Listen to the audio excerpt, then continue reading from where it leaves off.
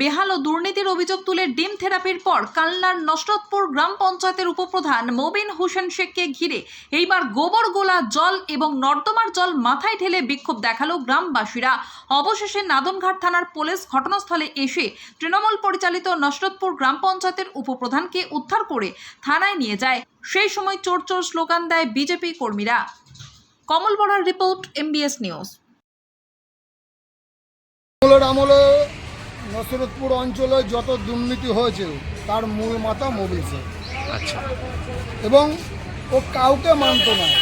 পঞ্চায়েতের যারা সদস্য ছিল তাদের তো মানত না, এবং যারা কাজের জন্য আসতো তাদের কাছে যার কাছে যেমন পারতো পয়সা ডিমান্ড করতো। আচ্ছা, এটা ছিল ওর বড় দোষ। এবং আজকের ঘটনা হচ্ছে, আজকে সব ওই ট্যাক্সের রসিদ জমা দিতে এসছে। ট্যাক্সের রসিদ জমা দিতে এসে দেখছে ও পায়ের উপরে পা তুলে সিগারেট টানছে। তা দু একজনা প্রতিবাদ করছে, তাতেও গরম হয়ে উঠেছে। এবার পাবলিক যেটা জনরোষ হয় সেটাই হয়েছে। কেউ ডিম দিয়েছে, কেউ গোবর দিয়েছে, কেউ দুয়ারঘা দিয়েছে। এখন কি হলো? এখন থানা আসলো, থানা এসে ওকে নিয়ে চলে গেলো। এটা কোন পঞ্চায়েত? এটা নসরতপুর পঞ্চায়েত। আচ্ছা, অভিযোগ হবে থানায়? হ্যাঁ, অভিযোগ তো হবেই, যাচ্ছে সব। আপনার নাম? আমার নাম প্রতাপ সরকার।